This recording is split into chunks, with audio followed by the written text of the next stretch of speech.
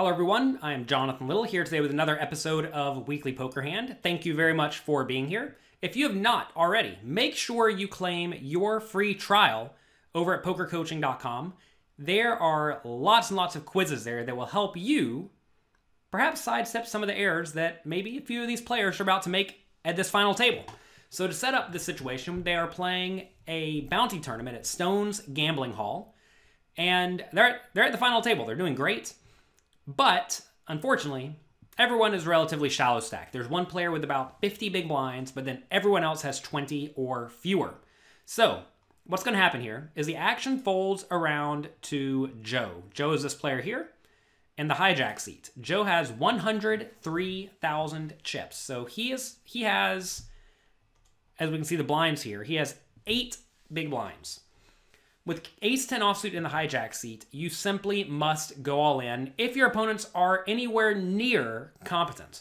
Now, if they are all incredibly super weak, super tight, super passive, there may be a little bit of merit in min-raising this with the intention of folding it if you get re-raised.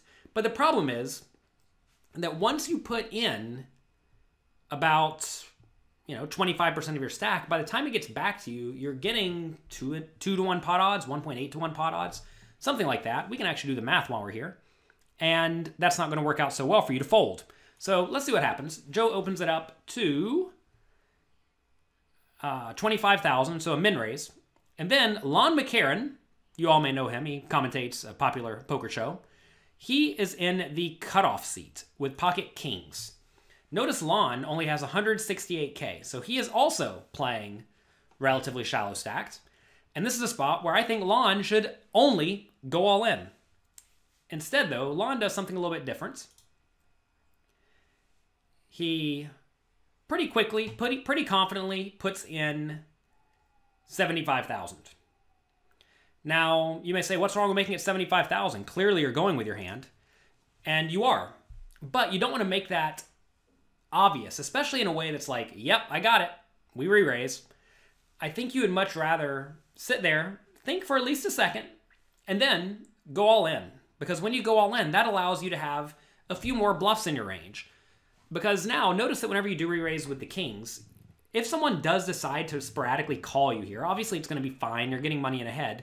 But now, when it gets back to Joe, Joe could actually put in 50k more, and then maybe fold on the flop every once in a while. Probably not whenever he has this exact hand. But imagine instead Joe and Lon had the same amount of chips, 170k. He could then call, and it would not be such an insane play. He's not really making a gigantic error. Now you may say, well, but Lon has exactly kings. Doesn't he want to keep his opponents in? The thing is that Lon probably doesn't want to make this play with only kings. He may want to make this play with ace-jack. He may want to make this play with ace-5 suited, right? And if you give your opponent great odds, they aren't really making an error whenever they call you. Now, if they fold, that's fine. But I think what happens to a lot of people is they assume that their opponent has exactly what they have every single time. And that's just not true. For example, let's bring up Equilab here. Let's make sure we're in the right window. Let's give Joe ace-10 offsuit. And let's give Lon pocket kings, exactly what they have. You see here that Joe's going to win 30% of the time. Let's get out the calculator just to show you all a little bit of math. If you're not watching this video, by the way, I guess you're just going to have to trust me. But you can always watch the video at jonathanlittlepoker.com/WPH. Joe put in 25 out of 100. So that means the total pot, if they got it all in, would be about 130,000 after the antes. So Joe has to put in 75 to win. Oh, not 130. It would be 230. 75 to win 230, which means Joe needs to win 32% of the time to break even. Probably a little bit more because there are payout implications. Like I said, everyone is relatively short. So Joe needs maybe like 36% equity against his opponent's range to call. Now, what if instead of kings, Lon's range was ace, queen, and better, and then tens and better. So just like a really strong range still. In that scenario, you see, it actually gets a little bit worse. So if Lon's range really is that nitty, Joe can raise and then fold. And that's what I was saying. If Joe is going to be really, if his opponents are going to be really snug, you actually can raise this and justify folding. What if instead Lon's re-raise range was this, much more aggressive? Ace-2 suited and better, pocket sevens are better, and then the best Broadway hands. Well, now ace-10 offsuit is way up here at 42% equity. So I don't know how Lon plays, but if Lon is re-raising here or jamming here, which is what I would suggest, with a range that looks roughly like the one I just suggested, the last one, ace-10 should call it off once it gets jammed on. Instead, what's going to happen? It's going to get back around to Joe, and Joe just like, no problem folds it. There it goes. And funny enough, this actually worked out for Joe. Joe ran into a big hand and managed to not get stacked. The problem, though, is that if his opponents are actually jamming with a reasonable range, and especially if they know Joe can min-raise and then fold, well, now they're just going to crush him. I mean, imagine we know Joe's range to min-raise are all hands that he plans on folding to a shove, or mostly hands he plans on folding to a shove. But we also know Joe just open jams with his best hands, like jacks and better and ace-king. That means that Joe actually is going to fold a ton when he min-raises. And if your opponents are watching you play on a final table stream like this, and they realize you are making incredibly exploitative plays, or exploitable plays, depending on how you look at it, that's not going to work out so well for you in the long run. So Joe has to be very, very careful with this. So if I was in Joe's shoes here, I would have just gone all in.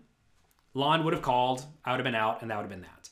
But instead, this took place. If I was in Lon's shoes, after Joe raises, I would have just gone all in. Because think about this too. What if people realize Lon makes it 3 times the raise out of his tiny stack with his best hands, but then jams with his vulnerable hands like ace-jack and pocket eights? Well, again, whenever Lon makes it 3 times the raise off his small stack, Lon just has the nuts. So clearly you shouldn't pay him. It's very important that you look at your overall strategy and try to make sure you are playing all of your hands in the same manner, especially when only one option makes a whole lot of sense. Like right here, imagine your options were to go all in or to bet one all in minus 1 chip. But for some reason, you went all in minus 1 chip with only aces. Well, clearly that would be terrible, right? Because when you went all in for less than 1 chip, you have aces, and then your opponents just know what you have if they're paying attention. And, if you're playing on a final table stream at a local card room like Stone's Gambling Hall, people are going to realize very quickly what you're doing.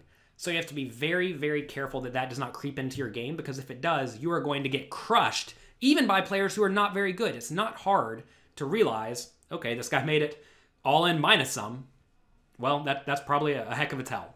So don't have tells like that. That's going to get you in a lot of trouble. So that's going to be it for today. I want to thank you very much for being here. Thanks to Stone's Gambling Hall for letting me use the footage.